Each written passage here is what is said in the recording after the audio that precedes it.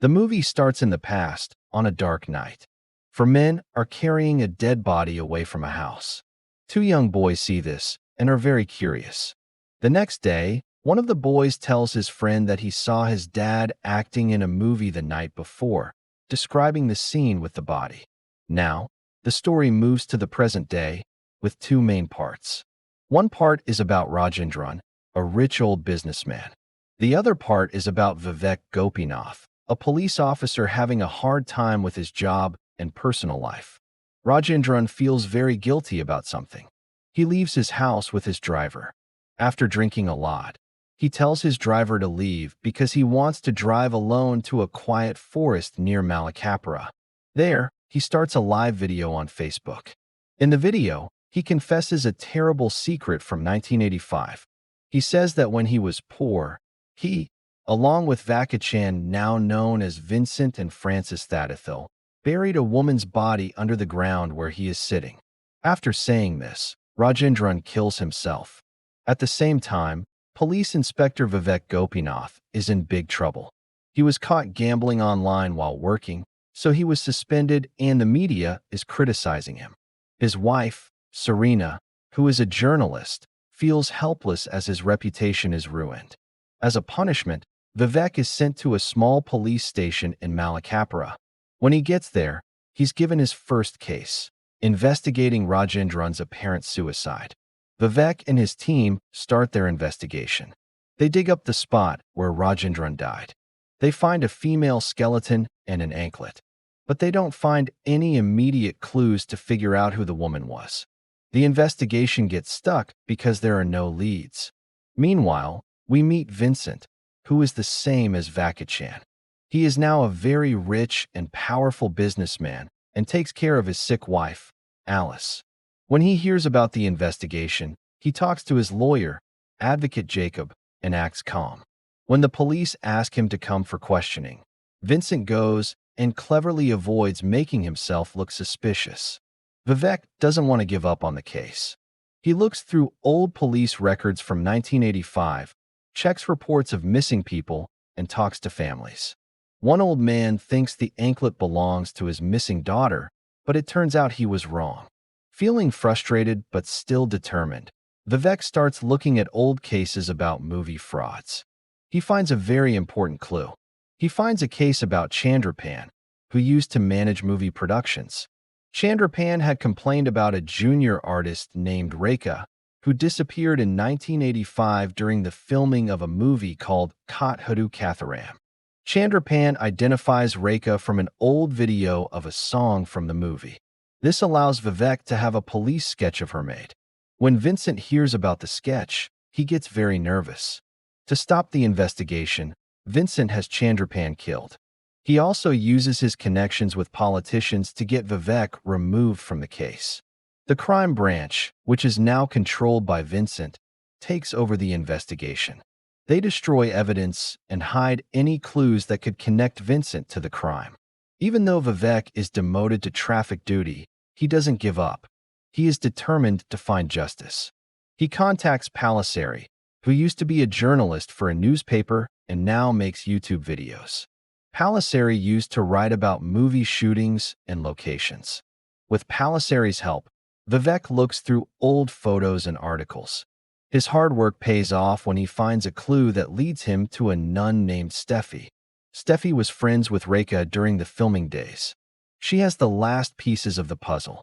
With Steffi's story and the evidence from Palliseri's archives, Vivek gradually figures out what happened in 1985. The movie continues to show the past and present together, leading to a strong ending that honors Rekha and reveals who was responsible for her tragic death. In a dimly lit church, the old nun Steffi calmly told Vivek about meeting Rekha. The only sound in the peaceful church was her voice, heavy with memories and guilt. Steffi first saw Rekha during the busy and energetic filming of Kathodu Kathoram in 1985. Rekha was a sincere and eager junior artist with a natural talent for acting. They quickly became close. Steffi, who was a young nun who appreciated art, believed Rekha had a rare gift, the ability to easily show emotion. Because she was so sincere, Steffi invited Rekha to stay overnight at the convent, which was conveniently located near the filming site. Rekha was grateful, nervous, and hopeful about her future. But the next morning, there was trouble. Rekha was gone, and so was a lot of money from the convent safe. The nuns were shocked. Fearing a scandal and pressure from the church leaders, they decided to keep quiet. They didn't call the police. They believed their reputation was the most important thing they had. However, the film's production faced problems because of the delays caused by Rekha's sudden disappearance. In a desperate move to protect himself and avoid legal trouble, the assistant director Chandrapan, under pressure, filed a fake complaint accusing Rekha of theft and disappearing. Vivek's persistent investigation led him to Binu and Sajeevan, two small-time criminals who had recently contacted Rajendran, the former cinematographer, before he died by suicide. Binu, his voice shaking, confessed that as a child, he saw his father and several other men dragging what looked like a body into the forest. When he asked his father about it, the reply was chillingly casual, just a film shoot scene. But the image stayed with him, very clear and disturbing. Over time, as he learned more and heard whispers, Binu realized the truth. It wasn't a movie scene. It was a murder, and his father had helped cover it up. Using this information, Binu and Sajeevan had started blackmailing Rajendran for money to keep quiet. It worked until Rajendran's guilt became too much for him, leading to his suicide. But before Binu and Sajeevan could testify and make the investigation stronger, they were killed by thugs working for Vincent, who was now a powerful figure in the church. Despite this setback, Vivek kept going. Old, faded photographs from the movie's production led Vivek to Francis Thadathil, who was now an eccentric recluse with a glass eye and a broken spirit. In a powerful and emotional confrontation, Francis finally revealed the truth of that fateful night. Vincent, who was then a low-ranking assistant to the bishop, had been stealing small, valuable things from the convent with the help of Pushpam, a lowly cleaner who held a grudge.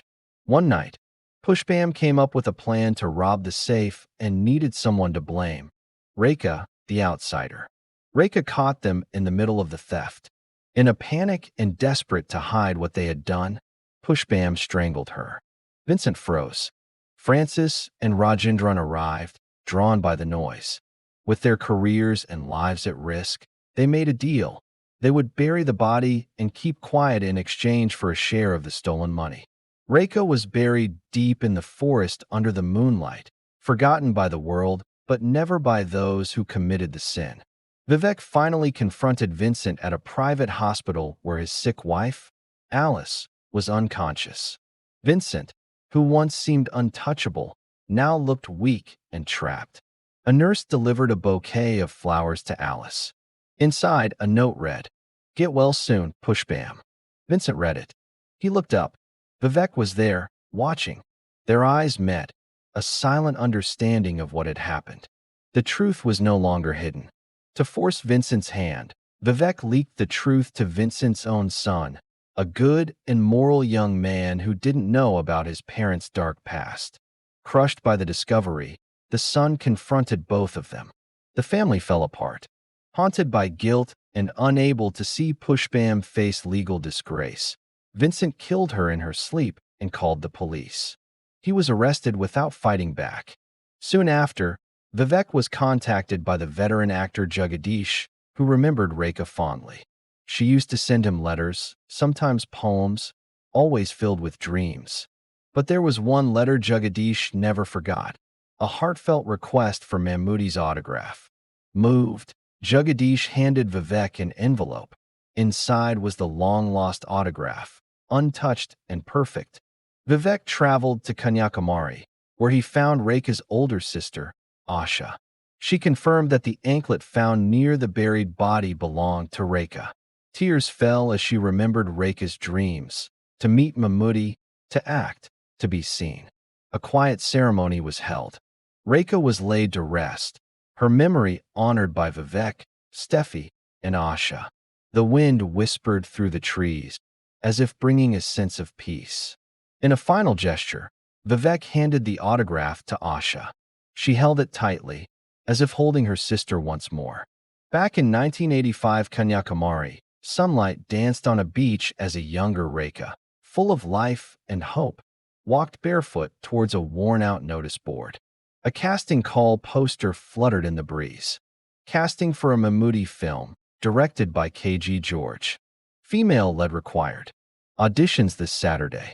Her eyes widened. She smiled. The wind lifted her hair.